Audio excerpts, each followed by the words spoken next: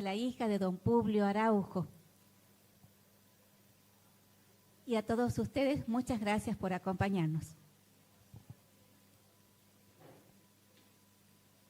Quería comentarles que hace unos meses veía en las redes sociales un video referido a un grupo de mujeres mexicanas del estado de Veracruz.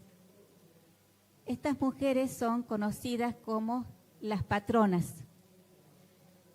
Se dedican a alimentar y a dar agua a los migrantes que deciden viajar desde México a Estados Unidos. Las patronas se colocan a la orilla de la vía de un tren que se llama La Bestia, un tren de carga donde los migrantes viajan en condiciones inhumanas y al paso del tren les avientan paquetes de comida y botellas de agua. Cuando veía el video decía, qué hermosa imagen para ilustrar esa frase que dice, la solidaridad es la ternura de los pueblos. Pero también, cuando veía este video, se me venían dos ideas. La primera era pensar que seguramente en Santiago del Estero ha habido muchas patronas, mujeres que preparaban el avío para los hombres que habían decidido migrar de la provincia. Imagino las manos de una mujer envolviendo, por ejemplo, un pan casero con un mantelito bordado con lágrimas por la partida de un padre, de un hermano, de un hijo, del esposo. Ese avío los iba a alimentar durante el viaje. Pero también imagino que había otro avío, un avío simbólico que tiene que ver con la lengua y la cultura de cada región. Ese otro avío los iba a alimentar en los momentos más duros y tristes del desarraigo. La segunda idea que se me ocurría tiene que ver con la frase que alguien escribió y decía, la generosidad es un acto revolucionario. Y pensaba entonces en el libro, que está atravesado por una serie de actos generosos. El primer acto generoso tiene que ver con María Teresa Papalardo, quien ya no está entre nosotros, pero ha sido ella la primera en compartir los textos de don Carlos Maldonado. Los tenía guardados en un mueble del comedor de su casa, eran textos escritos a máquina y Teresa los compartió generosamente. El otro acto de generosidad tiene que ver con la familia de don Carlos Maldonado, porque nos han apoyado en la publicación de manera absolutamente generosa y estoy muy agradecida por ello. Otro acto de generosidad tiene que ver con la Subsecretaría de Cultura, en la persona del licenciado Juan Leguizamón, de Marta Terrera y de Noelia Achával. El compromiso con la lengua quichua sigue firme por parte de ellos.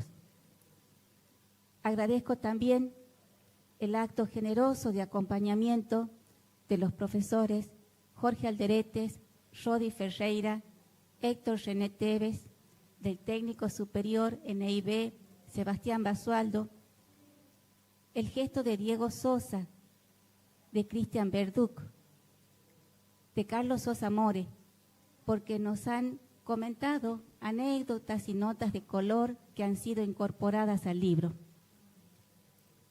Pienso también en la generosidad de valientes mujeres santiagueñas que han sabido transmitir la lengua en un contexto absolutamente adverso. Han enseñado y transmitido una lengua prohibida, marginada, discriminada.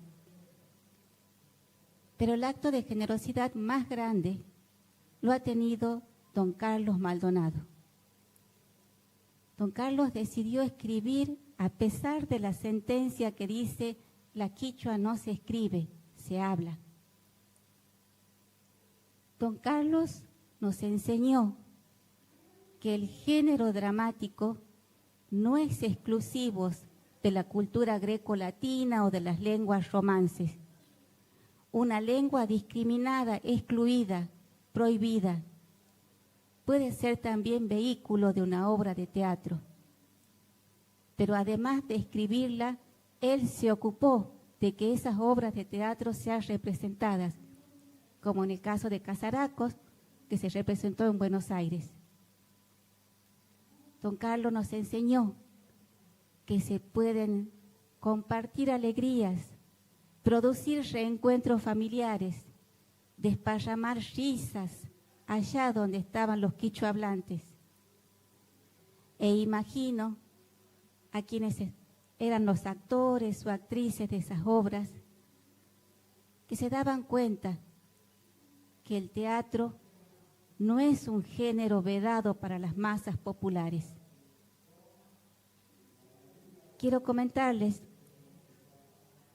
que el libro, así como está, en este momento está en manos de prestigiosos lingüistas a nivel internacional.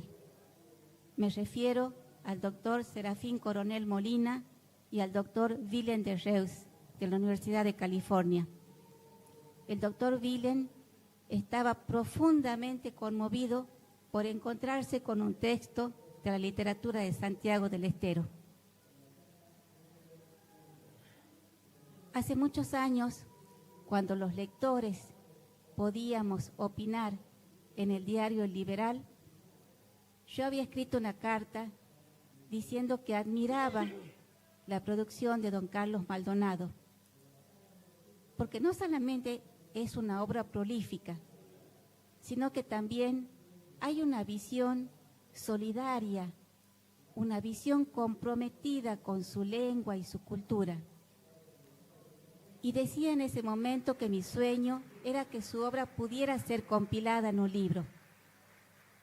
Pero también decía que soñaba con que algún día, en un aula de una escuela de Santiago del Estero, un maestro o una maestra pudiera decir: guaguitas, abran el libro de lectura de don Carlos. El libro ya está. Falta el empujón necesario para que la lengua quichua ocupe un lugar en las aulas. Y quizás el ejemplo de las patronas, valientes mujeres generosas y revolucionarias, sea el aventón necesario para seguir luchando por aquellos derechos que aún no han sido conquistados. Muchas gracias.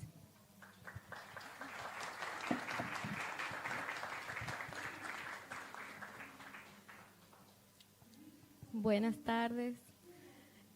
Les agradezco a todos por estar aquí, a la familia de don Carlos, a mis queridos profes, compañeros, compañeras. Yo voy a leer porque a mí me emociona muchísimo, me ha emocionado mucho que la profe me convoque para acompañarla aquí, compartir con ella y con Atila también aquí esta mesa. Para comentar un libro tan maravilloso. Y como me emociona, he tenido que escribir porque no quiero olvidarme de nada de todo lo que quiero decir. Antes que nada, resaltar la inmensa labor de Lelia y Jorge en pos de la revalorización de la lengua quichua y la visibilización de sus hablantes. Y porque, como escribiera don Carlos Maldonado, ni el amor ni el humo pueden ocultarse. Ella y él son para mí, y estoy segura de que para gran parte de ustedes también un faro, en tanto su labor ha sido y sigue siendo guía para nuestra mirada. Mirada que él y ella supieron y saben muy bien dirigir hacia lo concreto, hacia la realidad misma de los y las hablantes y hacia el hacer en sí mismo. Sin quedarse en visiones utópicas, más bien supieron elaborar tópicos para estas realidades, generando y promoviendo espacios en donde la diversidad lingüística y cultural cupieran cómodamente, sembrando desde el amor y el respeto preguntas para que pudiéramos responderlas desde la reflexión, pero desde el sentir y el pensar, porque en estas cuestiones sentir y pensar resultan inseparables. Son muchas las experiencias en relación a la lengua quichua en donde me he sentido interpelada, ya sea como estudiante en la tecnicatura en educación intercultural bilingüe con mención en lengua quichua o más tarde en la licenciatura. Recuerdo una vez en que desde el jardín en donde concurría mi hija más pequeña me habían invitado a charlar sobre la quichua.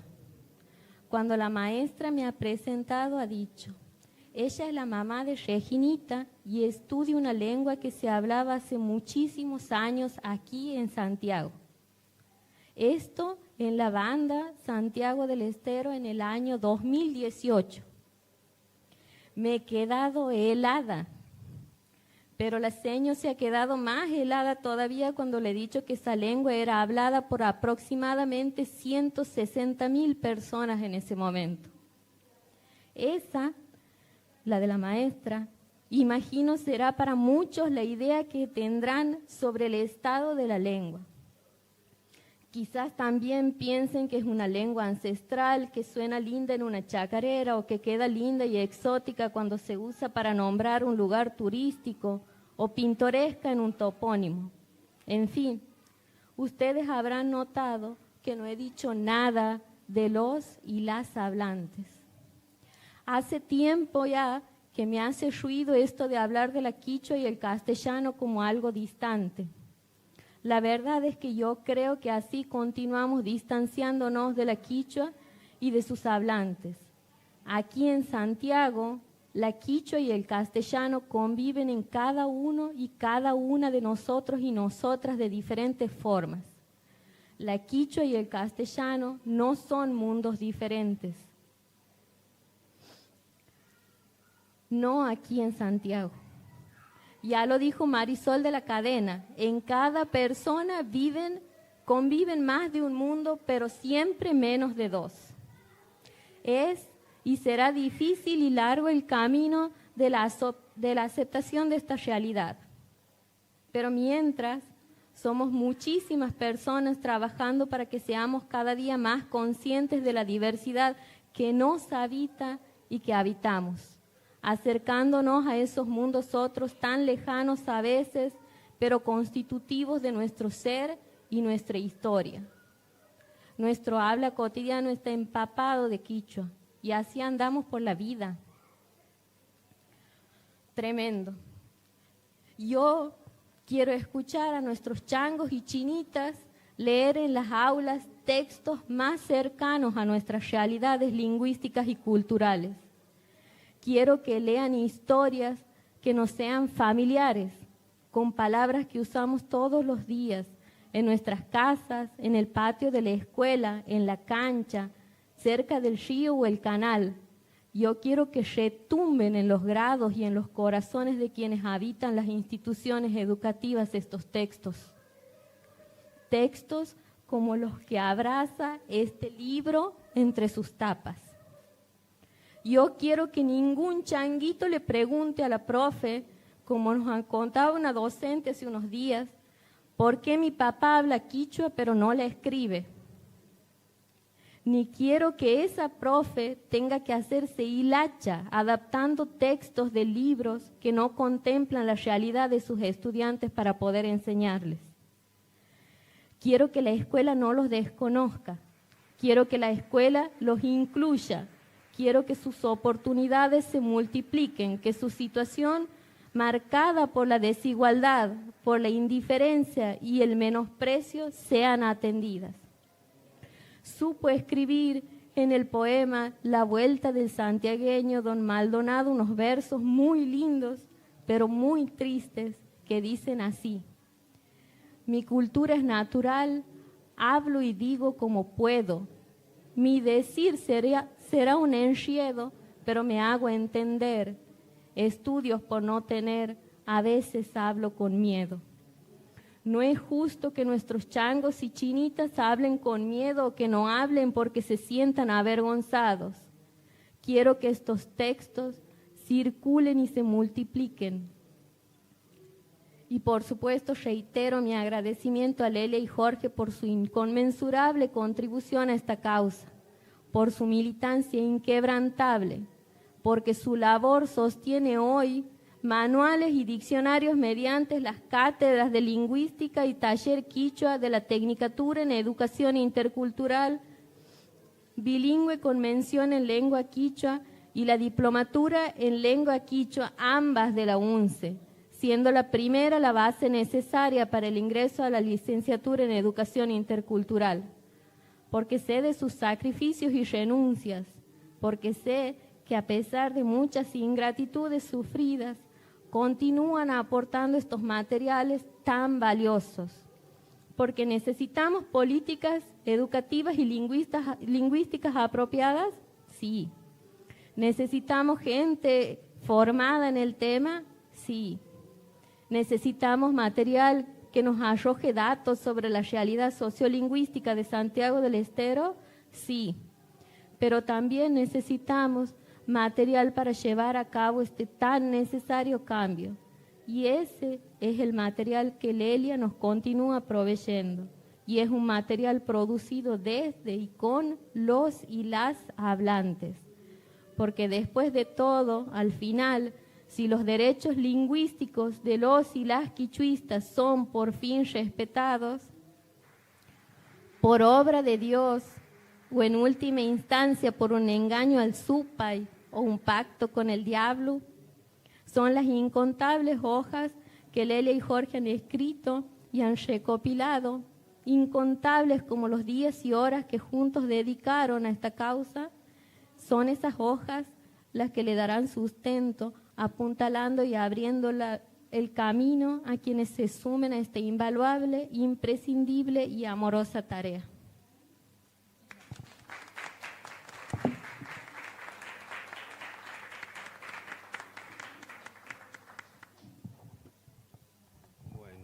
Gracias.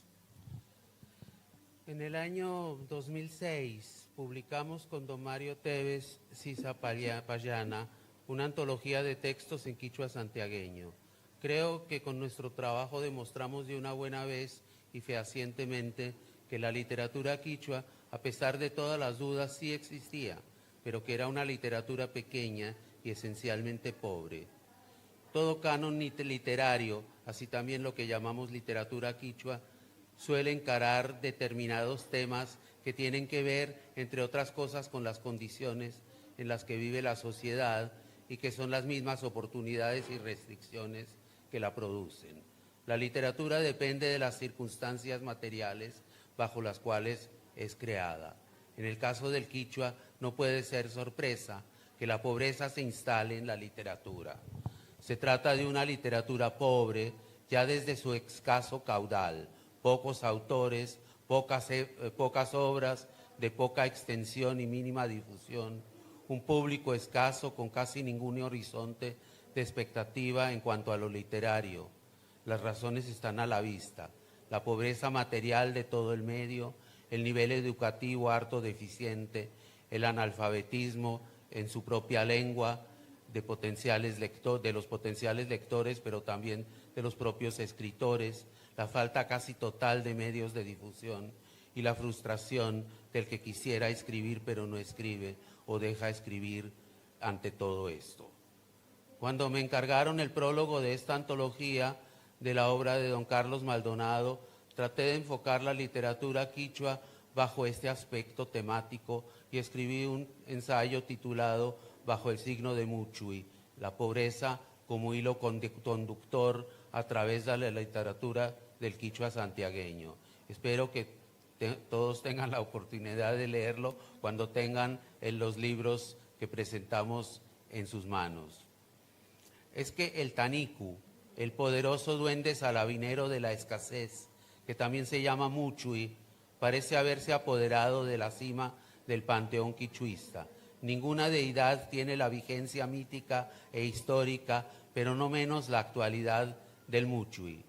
Él es el que deja su huella indeleble en todos y cada uno de los pagos entre el dulce y el salado, y en la vida de la gran mayoría de los quichuablantes.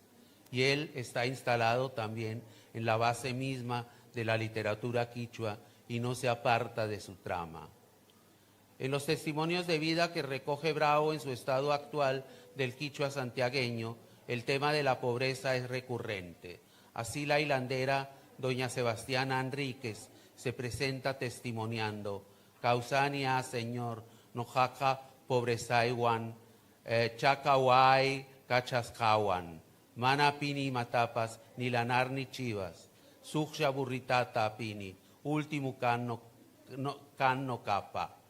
Pushkada kan no kap ocupación neica, chawarku ajeno kan pushkai puskaiki, pushkapuskai, no. Convivo pues, traduzco, convivo pues, Señor, con mi pobreza, de lo que me manda mi hija. No tengo nada, ni lanar ni chivas, una burrita nomás tengo, es lo último que me queda. La hilada es mi ocupación, esta madeja es ajena, es lo que hilo para otros. La señora no tiene vueltas, define con crudeza de contadora su situación económica sin sentimentalismos ni quejas ni apelaciones a la caridad ajena. La pobreza individual expuesta en estos términos se convierte en algo representativo y paradigmático. La burrita, como símbolo de la pobreza, la encontramos también en los versos realmente clásicos de la copla popular, disculpen. Caballita manaapis burritapi purejcani, castillata manayachas quichuayapi cantajcani. Como no tengo caballo, en burrita sé andar. Como no sé castellano, en mi quichua he de cantar. Aquí la burrita pobre, lejos de ser estigma, se convierte en símbolo del orgullo quichuista. No menos desgarrador que el de doña Sebastiana es el testimonio del violinista Antonio Aguirre, que relata con singular despojo una vida de artista sumida en la pobreza material que conlleva esa angustia existencial sobre la que planea constantemente el ominoso signo de Muchui. El Huachacay, la condición de pobreza, también está presente en el poema épico Payas Pachincas Richcachta de José Antonio Sosa, una de las obras más importantes y elaboradas de toda la literatura quichua. No tenemos tiempo de profundizar en esta obra, pero no quiero tampoco dejar por lo menos de mencionarla. El héroe de esta obra épica le encuentra salida a la pobreza pactando con el Supae. Aparentemente este es el verdadero antagonista del Taniku, capaz de vencer la pobreza, pero en realidad la salida siempre demuestra ser ilusoria. Historias de pactos diabólicos, a veces en combinación con la Salamanca, se dan a lo largo y ancho de la literatura quichua. Ya veremos más de cerca una muy simpática versión de Carlos Maldonado. Pero la literatura quichua también encuentra otro enfoque sobre la pobreza, que no es el del mísero y molesto Taniku, que solo se va si lo vence el diablo y el diablo acaba con el pactante. Ya lo vimos en la copla de la burrita y en la actitud entera y digna de la tejedora Sebastiana Enríquez que citamos al principio. Y volvemos a verlo en Vicente Salto, tal vez el más importante y exquisito de los poetas quichuistas. Nieto del general Antonino Taboada, fue en todas sus actitudes de vida un aristócrata. Esto no significa que no haya conocido la pobreza. Él mismo no fue un hombre de fortuna y como intérprete en los tribunales y periodista tuvo un modesto pasar, pero sobre todo conoció de cerca la pobreza de sus paisanos y supo valorar sus actitudes en cuanto a ella. Escribió un pequeño ensayo en el que alaba las cualidades morales de sus paisanos. Dice, en traducción, si acaso es pobre, se aviene a su pobreza, encontrando dentro de la pobreza misma la gracia que dentro de ella la vida puede brindarle y goza en ello por poco que consiga. Pero no por ser pobre llegará a corromperse, ni a ser abominable. No pretextará su pobreza para matar y robarle al que tiene. No pretextará pobreza tampoco para arrodillarse y mendigar para que le den de las obras. Antes que eso, preferirá trabajar sembrando tal vez o quizá criando ganado. Para Salto, el huachacay no es un estigma indeleble, sino más bien una circunstancia de vida que hay que aceptar con dignidad si a uno le toca y en la que puede encontrarse lo bueno de la vida igual que en la riqueza. Lo importante es saber gozar de lo poco que brinda la vida sin agacharse nunca.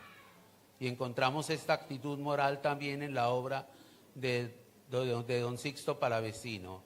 Es él quien ha introducido el tema de la vergüenza, que no es más que el estigma de Tanicu, la misma pobreza que hay que superar para vivir dignamente y aceptar su condición de pobre y quichuista. Su mensaje está cifrado en la conocida chacarera doble Penjacus Causas Carani. Pero hay que decir que la relación de Palavecino con la pobreza es más intrincada de lo que parece. Si bien hay una aceptación moral, también coquetea con la Salamanca y se permite una salida individual por medio de su excepcionalidad como artista. En definitiva, su superación la consigue solamente a título personal gracias a su arte. La sociedad dominante le perdona magnánima la quichua al gran artista que es don Sixto, pero esto de ninguna manera significa que también se la perdone a los quichuistas. Avergonzado vivía y sigo viviendo avergonzado, han de agregar estos, porque los 50 años que pasaron no hicieron más que agudizar las contradicciones del bilingüismo inarmónico y asimétrico que sufre el quichuista. Entre la Castilla deficiente y la quichua cada vez más empobrecida y elemental, entre el fogón y la televisión basura, entre la chacra y el empleíto municipal que ninguno alcanza para vivir decentemente, entre el feudalismo que se resiste con terquedad y la posmodernidad que no termina de llegar, el quichuista lo único que puede sentir es vergüenza, porque objetivamente el denominador común de estos parámetros que dominan su vida es la pobreza y la precariedad. La miseria lingüística conlleva la miseria cognitiva. Dirijámonos ahora y para finalizar al autor que convoca nuestro encuentro de hoy, don Carlos Maldonado, quichuista como pocos y con una biografía cuasi modélica, muchacho campesino que se redime a través del arte con una trayectoria considerable, carrera en la policía provincial y finalmente presidente del Alero Quichua. En su obra poética tematiza reiteradamente la pobreza, así en su poema Huahuapa Yuyainin. Se trata de una descripción cruda e misericorde de una niñez desoladora, sin miramientos ni idilio. El niño que nace en la pobreza del monte, que es conchavado por sus progenitores en años infantiles, prestado por centavos y pasado de mano en mano como pastor de chivos y mandadero, pasando hambre y frío y experimentando no solo la falta de afecto, sino también la maldad de los que en sus ojos son pudientes, que se aprovechan de él y de la necesidad de su familia. El relato es duro y realista, sin necesidad de apelar a golpes bajos, pero al mismo tiempo es convencional en el sentido de que recurre a los tópicos tradicionales de la pobreza sachera, con lo cual, lejos de dañar el resultado, consigue trascender el caso individual, convirtiéndolo en paradigmático de la niñez de los muchachos del monte. En la estrofa final, eso sí, se permite la muy merecida lagrimita sentimental. Literariamente hablando, se trata de una pieza fuerte y bien equilibrada. Pero Maldonado también se ocupa de la pobreza en su prosa, enfocándola en el tema del pacto diabólico. Tiene un relato muy simpático, contado con sorna y humor, titulado Juan Geyapa Supaiwan Contratum, que supuestamente le escuchó a un paisano real o ficticio, el negro Luna. Juan es un campesino haragán y orgulloso de ser como es. Su bella, inteligente y hacendosa mujer, en cambio, no aguanta ni la vagancia ni el conformismo de su marido y le cuenta de sus planes de tejer frazadas para vender e irse a trabajar a Buenos Aires. A Juan eso de que su mujer lo deje solo no le gusta nada, pero como conchavarse de hachero o ponerse a melear no son verdaderas alternativas para su haraganería, se va directo al monte a pactar con el diablo. Este está dispuesto, le pide la vida de su hijo a cambio, pero hasta estaría dispuesto a resignar el precio si Juan llegara a adivinar su edad. Se trata pues de un contrato light.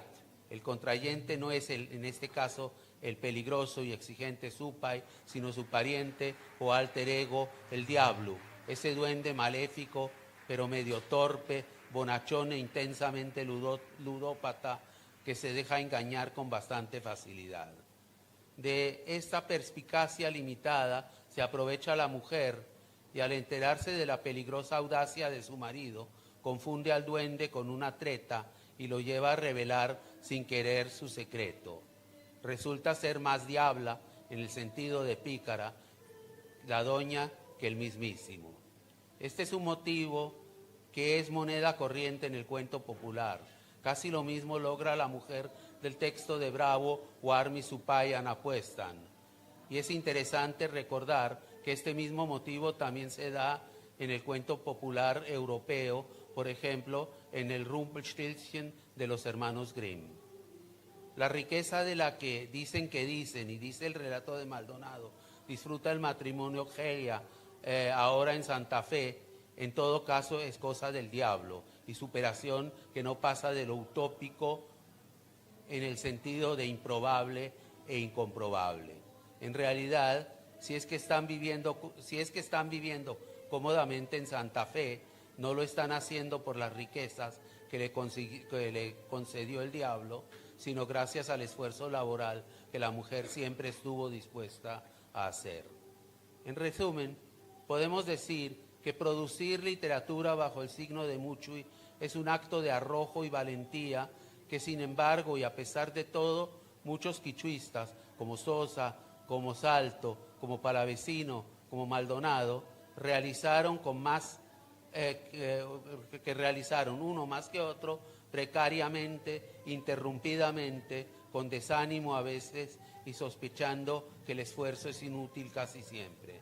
Pero lo siguen realizando las nuevas generaciones. Y deben caita que lo hacen por ese profundo amor a su idioma materno que siguen sintiendo a pesar de la miseria y de la vergüenza. De este esfuerzo, que no es exagerado llamar heroico, depende el futuro de la lengua, que solo se salva si logra torcer su destino, si encuentra caminos para superar el signo de Muchui y fomentar en forma sostenida la conciencia de su propio valor. Para esto sirven libros como la presente antología de la obra de Carlos Maldonado, quien, con su compromiso a favor de la cultura en el alero quichua, donde no buscó estrellato sino hermandad y armonía, y sobre todo con sus encantadores cuentos y versos y sus inolvidables actividades teatrales, nos dejó un firme esfuerzo de superación que su Juan Geya no estaba dispuesto a hacer. Gracias.